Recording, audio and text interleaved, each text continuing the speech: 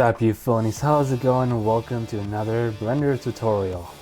Today I went out and shot a scene for Aramis Merlin. He needed a rain of shopping carts raining down the parking lot. I know that's very specific, but that's what I gotta do now in Blender. And sad story time, I dropped my beautiful lens, the G Master. I don't know if you can see this. Shit. I dropped it and it broke.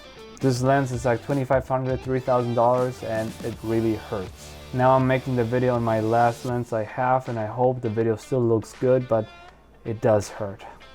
If you want to donate a little money, I have my PayPal link in the description if you want to. It'd be nice, but I'm just devastated.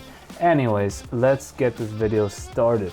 So this is my video of a car, this Aramis's car driving towards me, and he needs shopping carts raining off the sky. Because the joke is that, you know, in America, when you are in a grocery store and you try to park, there's shopping carts all over the place.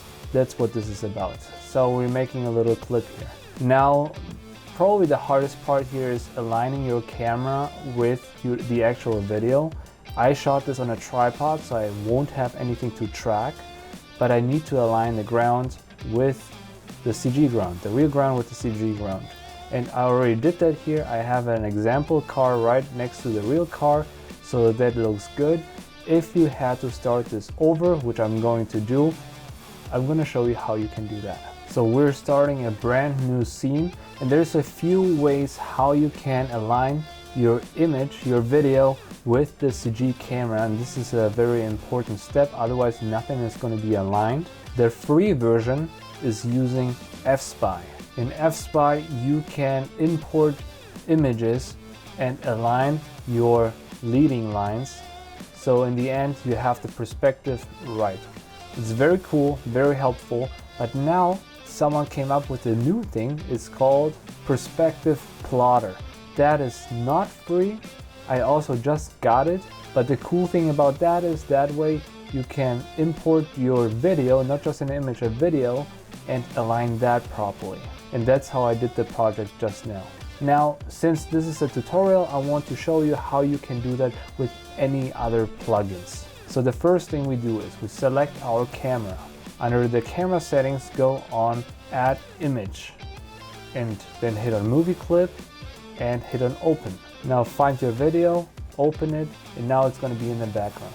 Now we can turn up or down the opacity, so we can either see only our CG scene or the real scene. And I do want our grid here, because now when I hit on my camera, go on Item, I can select a few things in which direction it's looking, and I want to bring the height, the Z-axis, around the same height where my actual camera was, which it was on a tripod, so it was around 1 meter from the ground. So now I'm going to move also the camera a little to the left, so it's centered. I'm going to adjust the focal length. I shot this on 24mm, and now hopefully that'll work.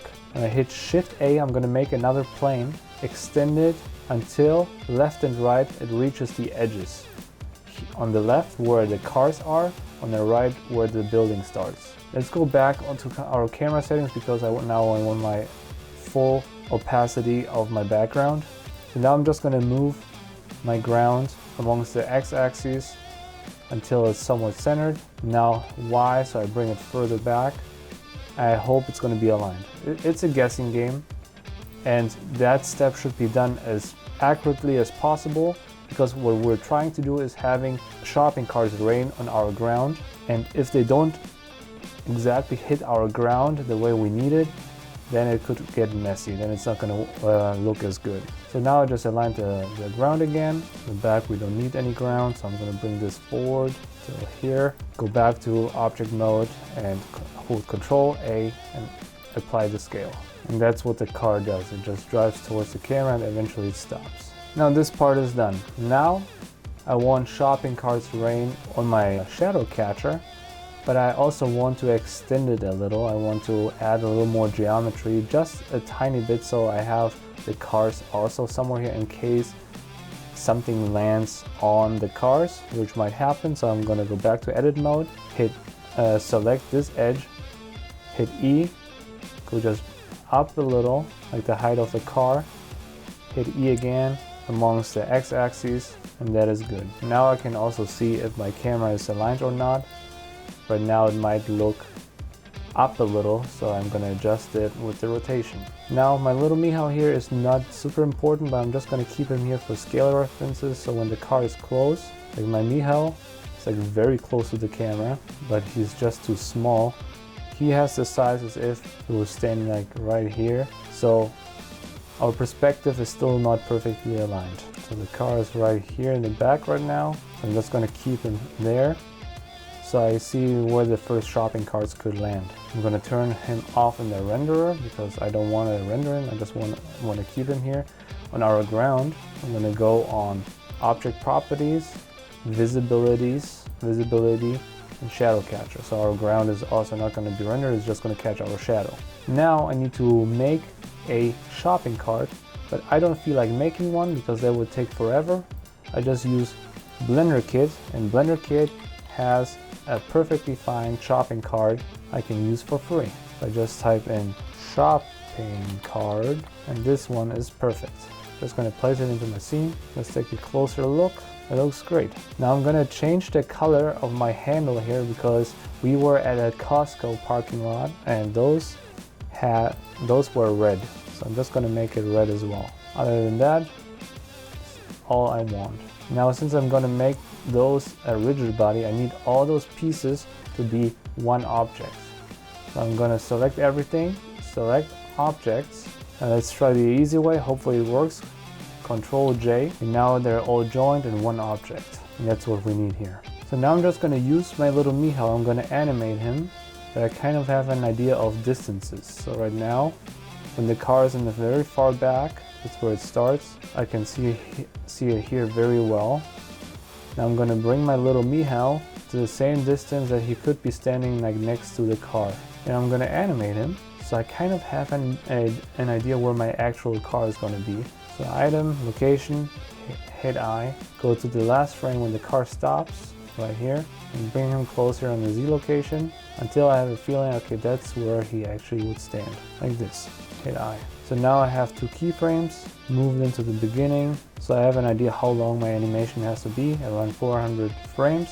I'm going to change that right now for 400 frames, 420. Now my car is moving basically like him. It's not important, it's just like for a measurement, he's just a holdout for me. So now I have to make those shopping carts rain. And for that, I have to make 2 rigid bodies. My object here is going to be one. This is going to be an active rigid body. So for that, I'm going to go to Physics Properties, Rigid Body.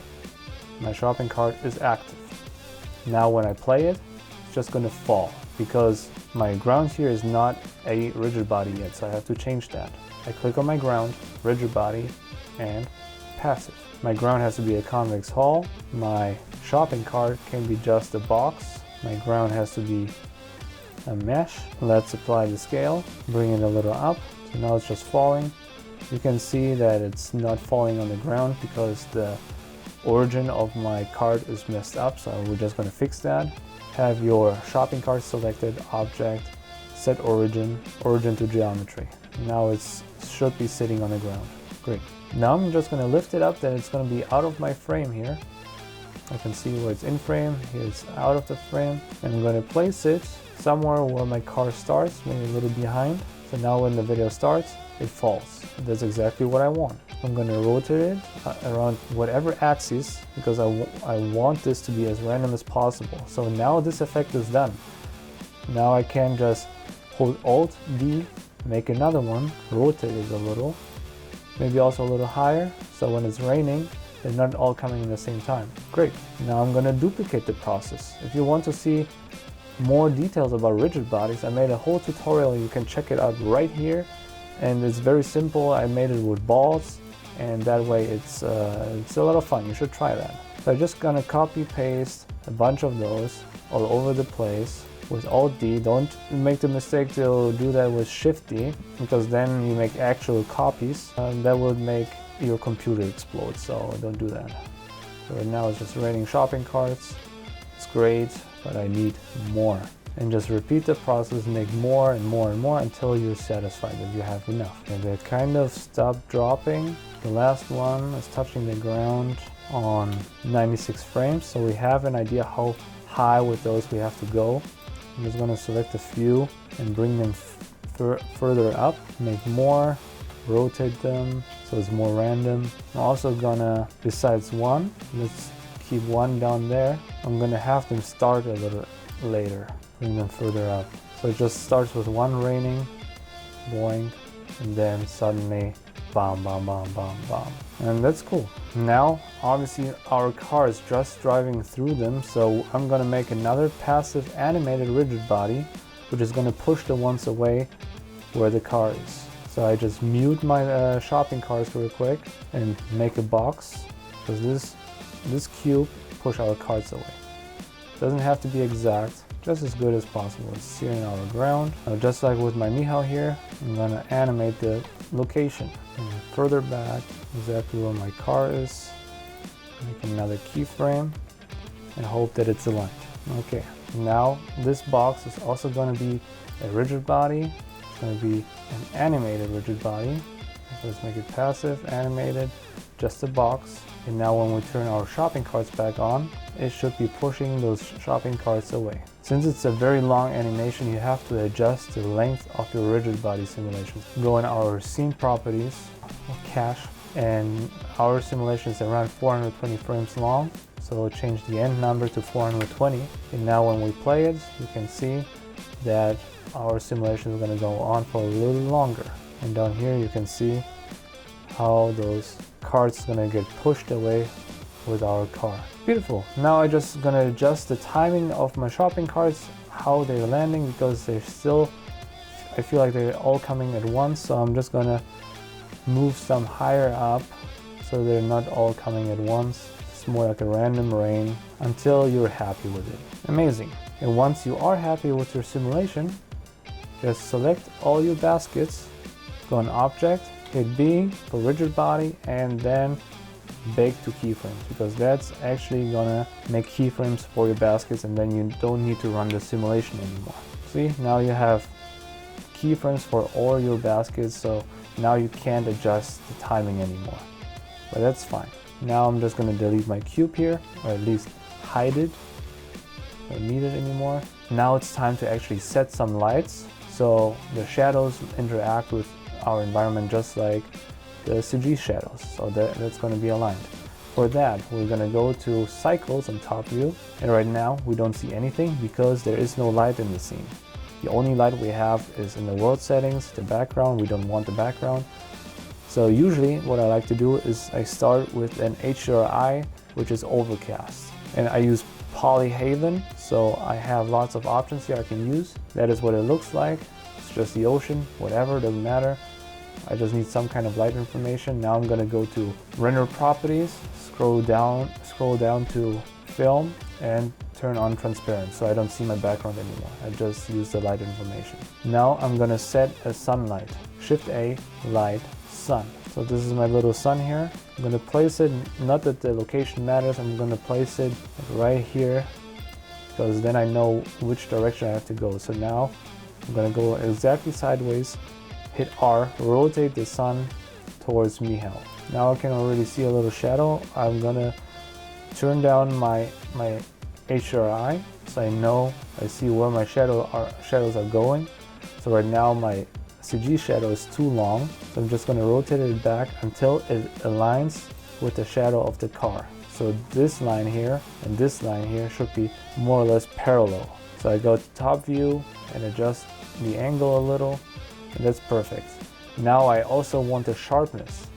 This shadow is pretty sharp, mine is pretty sharp, and that's fine. That's exactly what I want. Now the shadow in my real scene is bluer than my CG shadow, but that's fine. When I adjust my HDRI, I turn it up until my shadows are somewhat the same darkness.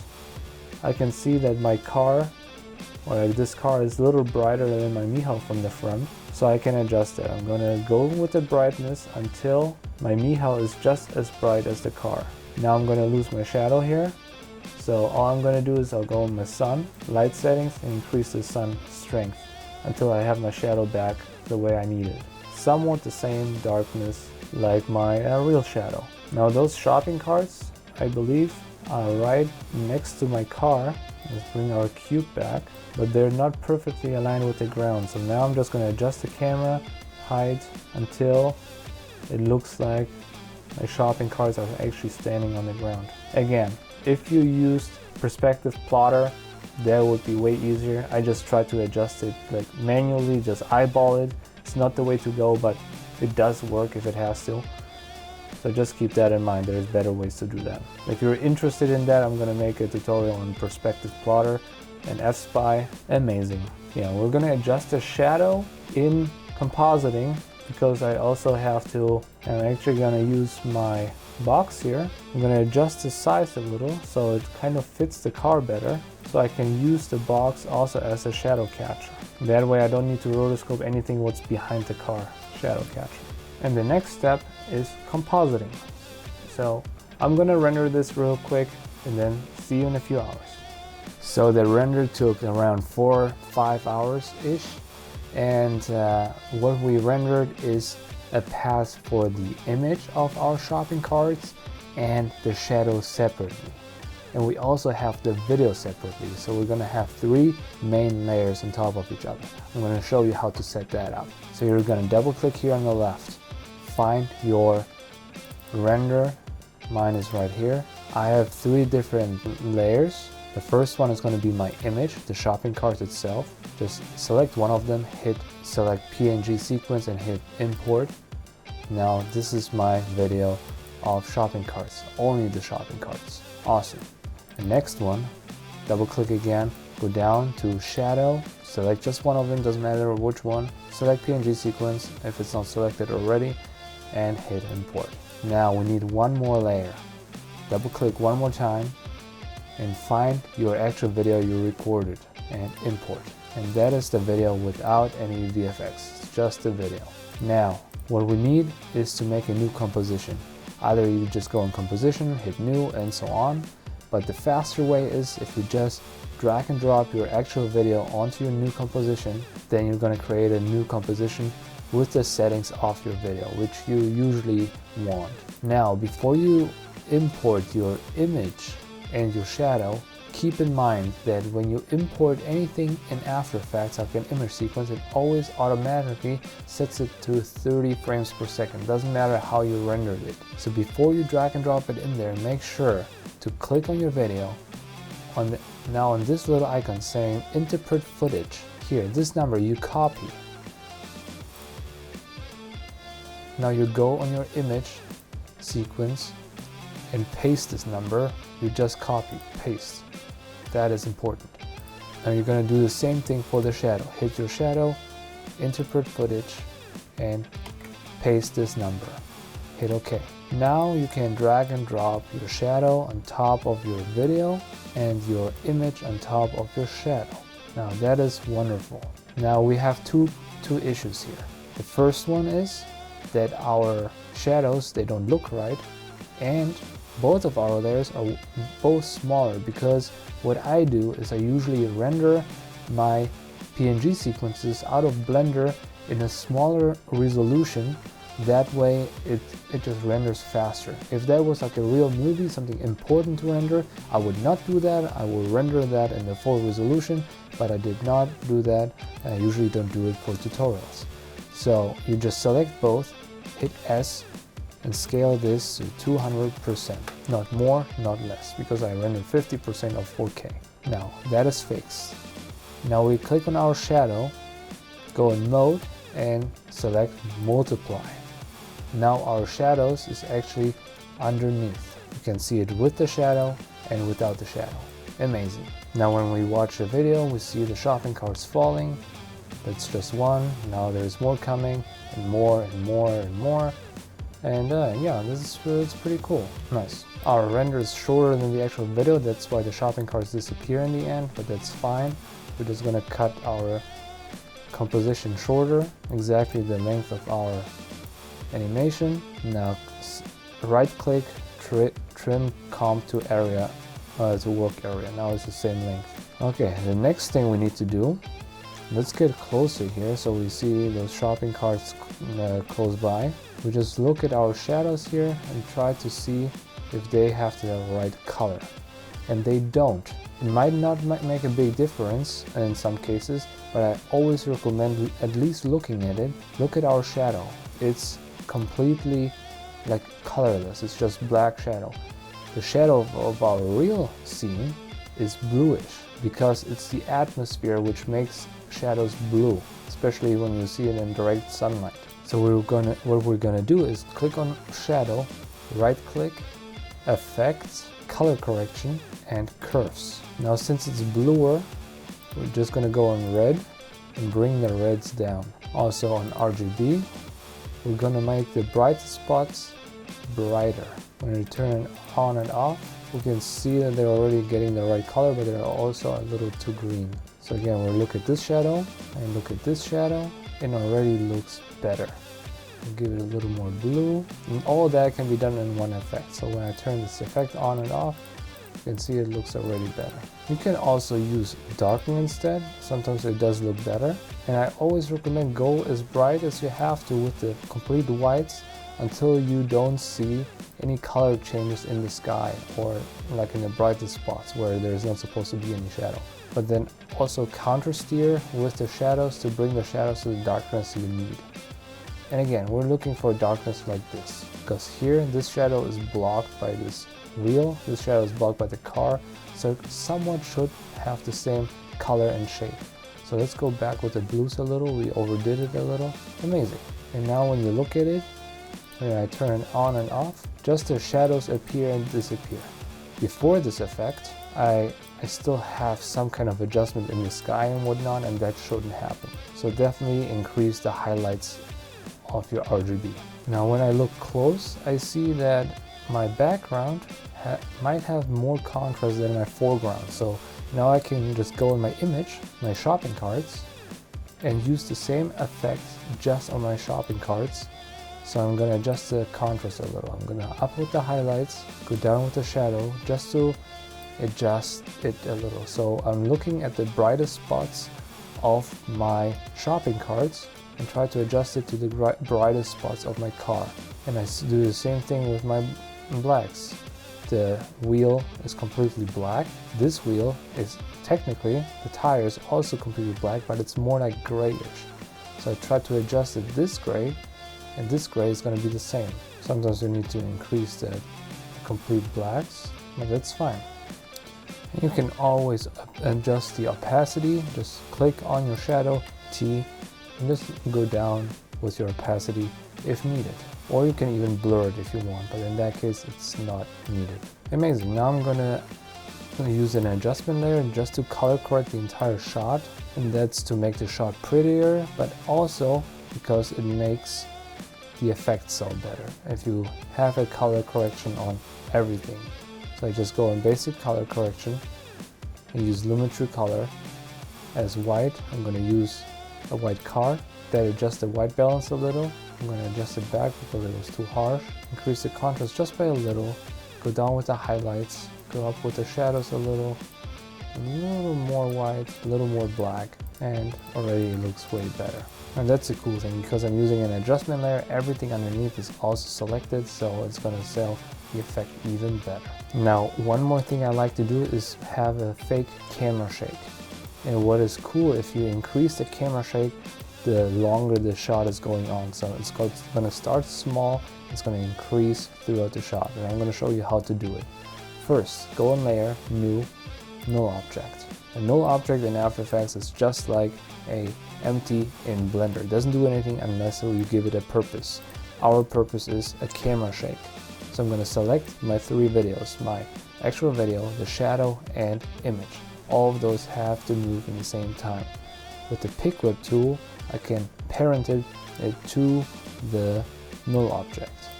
Now, whatever the null object does, I scale it up and down, everything is going to scale up and down. When I move it, everything is going to move. And that's what we want. I'm going to use a wiggle expression on my position. So I hold Alt, position. Now I can type in wiggle 120, 1,20 for example. Now it's camera is shaking already. Amazing. Now I'm gonna go in the rotation, hit R, hit Alt, click on the stopwatch. I'm gonna do the same thing. Type in wiggle 1, 1. You shouldn't go more than that on the rotation. Now we can see that the camera is shaking. Now since we're gonna lose information on the sides, we're just gonna scale it up a little. Let's say 120%, because the cool thing is we could even animate the scale. Click on the stopwatch without pushing anything else, go on the very last frame and go on 106, let's say. So now everything before that is animated, so it's slowly moving out. So it looks like someone with a camera in their hands would like slowly walking backwards. Now I told you that I want to increase the camera shake through time, but I want it to, especially on the hits. So this one is hitting, so I want, like every time it hits, I want to have a little camera shake in addition. So right on the hit here, hits the ground, I click on the stopwatch on position, hold control, right arrow, right arrow, right arrow, and make another keyframe just by clicking this add or remove keyframe at current frame.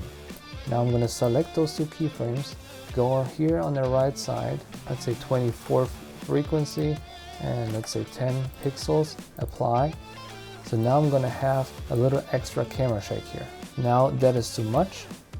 It's not too fast, but it's just too much, so I'm going to use 5 instead. So I have a little camera shake here. Now I'm going to copy this, and every time a few land, like here, I'm going to add a few of those shake keyframes. So I have here load, maybe on the last one here. Now here I have another wave of shopping carts landing, so I'm going to add another one here, especially when they land here on the cars and it's not that pretty. I want more camera shake. And then just randomly hit a few, copy paste a few keyframes which make your camera shake even stronger. Now when you shake your camera like that in After Effects, what I really recommend is select all your layers. You moved the position, you animated the position, select them all and use motion blur. That means that on every movement you're going to add a little motion blur. You might not be able to see it if it's not as much, but I definitely recommend it. And now we got the final shot.